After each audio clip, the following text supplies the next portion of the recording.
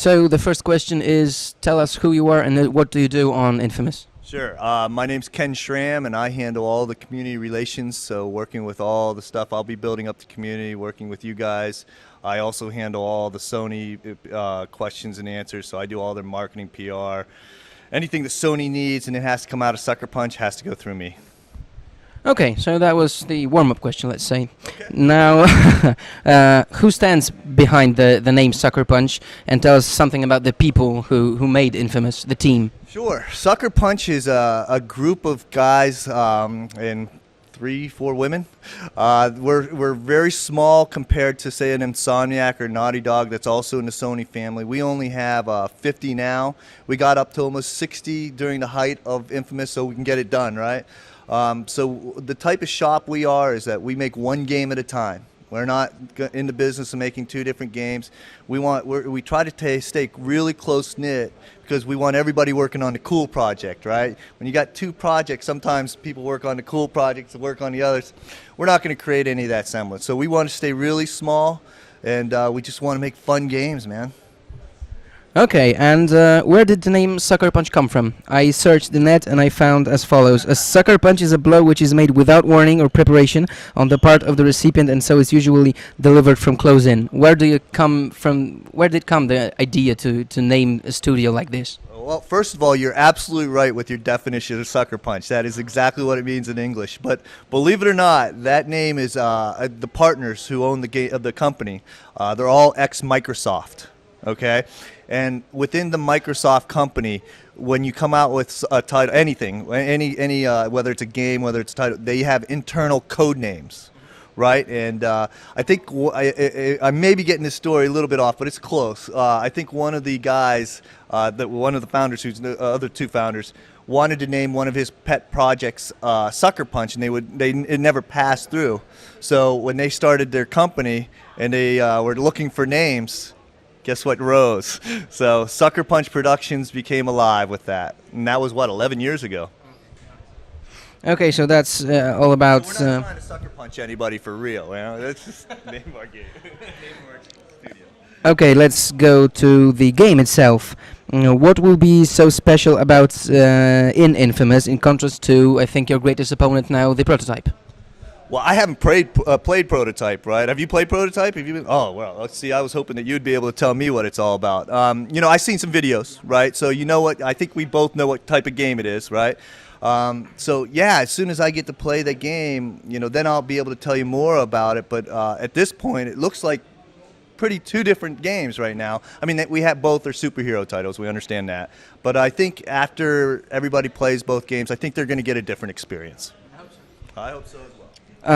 Every PS3 exclusive game is called the System Seller.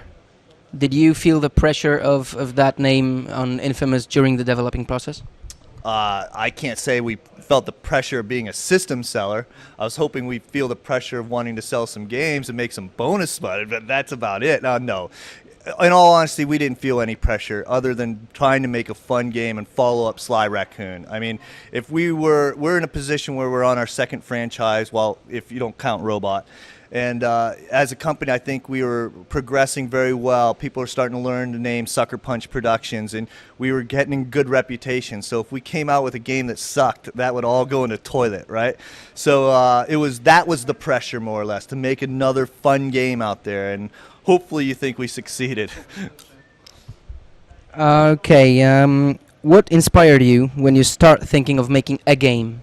So you think, let's make a game, and what was the inspiration at the beginning, and what was the inspirations during the process of making some, you know, bits of the game? Certainly.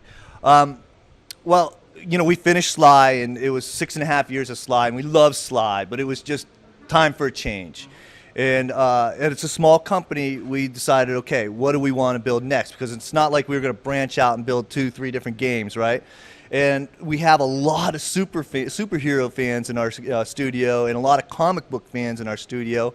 So we pitched a whole bunch of games to Sony, and this is the one we settled on. And a lot of our early influences were obviously graphic novels. I mean, DMZ, you know, and Batman Begins and what have you. And then, you know, you move in and we use those as influences, but then you start building the game. And since this was the original IP and built from the ground up, we didn't want to start with any other superhero that's already out there in existence, and we have to start with this preconceived notion of what those powers should be, how it should be affected in the environment. We could make our game that for ourselves, right?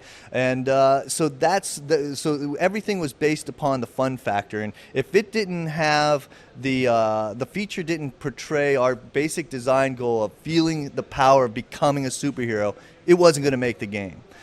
So that was our influences, and that, you know, there was actually a couple real world incidences that happened to us. I don't know if you heard any news. It was a little worldwide news, but there was the WTO riots about 5 years ago in Seattle, and our lead designer, Nate Fox, was actually in that riot and got tear gas and everything. He was quite surprised how everybody helped each other. You know, it wasn't chaotic. It was like, okay, wow, here's my napkin, I'll help you, and that's in the game. You know, that's how the Peds react and stuff like that. And then another time, Seattle experienced, you know, for most of the city, we were out of power for a week, and a lot of the surrounding areas was out of power for 2 weeks. And we got to see firsthand the chaos of what happens to a city when there's no electricity to be found, right? And so that's in the game, right? So those were our influences as we began. And then, of course, you know, people look at our game and they compare it to the Hero movie or show and stuff like that. But people got to understand, yeah, it's pretty much, it's like that. But we've been in existence, you know, for 2 years before that even came out. So, yeah, heavy comic book influences earlier, and then we just, you know, basically make sure it's fun. And then the real world factors came into play a little bit too. Okay, and about the moral choices, because we know there are moral choices in the game and the karmic system. Will they have effect in the world, in the surroundings, or only on the protagonist himself? That's a good question. Obviously you see the karma and the good and evil value that we put in there. To answer your question on that, it obviously affects the story in a bit. But what I want to be clear, we're not create your own adventure game here. It's not as if you play good, you'll get this storyline. If evil, you'll play this storyline. You got one story arc, but it does affect it a little bit with cut scenes and this and that. But we always bring it back to the main storyline. Another way it affects, as you mentioned, is Cole. When you're evil Cole, you know, you look like this. You have red lightning, and then when you're good Cole, you know, you basically cleaned up a little bit, blue lightning, right? But it also affects the powers, the upgrades that you have for every power. We got your powers, right? But then you have 3 upgrades for each side, good and evil, right? On the good side, because you don't want to hurt the Peds, we made those upgrades more precise, right? Devastating, but more precise. But in the evil side was more chaotic, more explosions, because we didn't care. They obviously are playing evil. You don't care about the civilians, right? So, but with that said, some people even think that being good is the bigger challenge of trying to be more precise, not hurting everybody.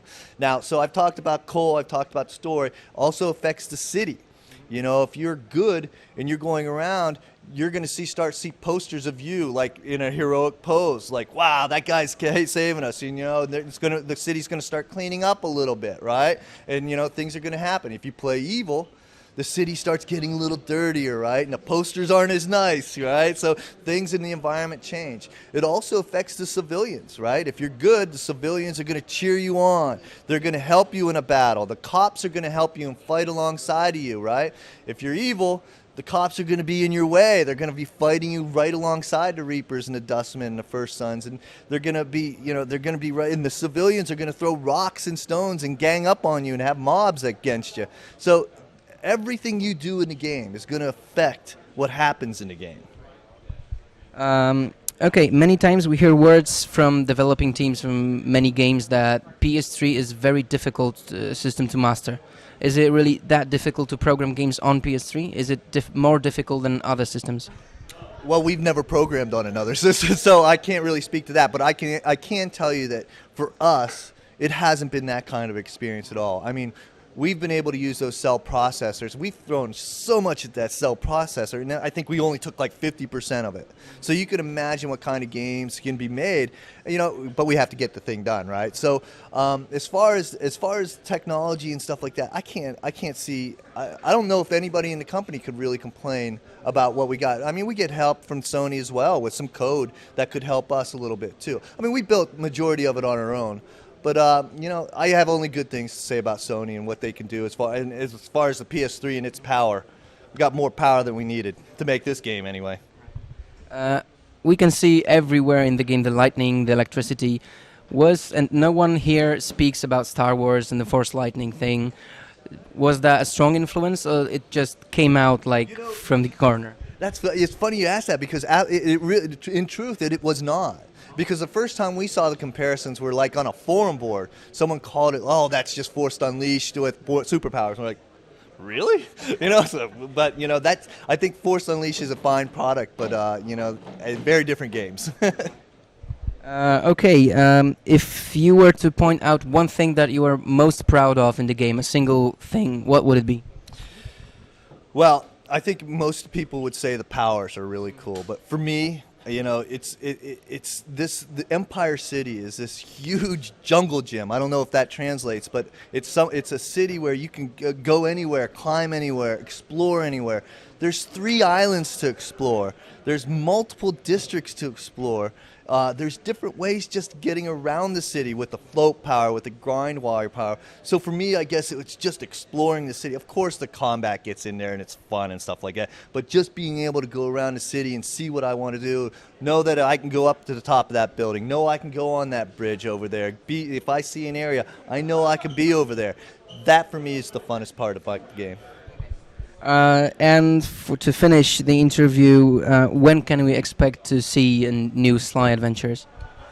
Wow, if you ask all the boards, they got all excited about us putting that joke in the cinema in the game. You know what? The real answer is this, and this is the truth. We just finished this game, as you know. Many of our guys are on vacation. Bruce and I are here, so when we get back from there, and then our other partners come back from their vacation, there's going to be a core group of us that sit down in a table and shuffle through all the paper, and we'll end up on something here in a few months, and that's what we'll make. Thank you very much for the interview. No worries, thank you. Thank you. Great.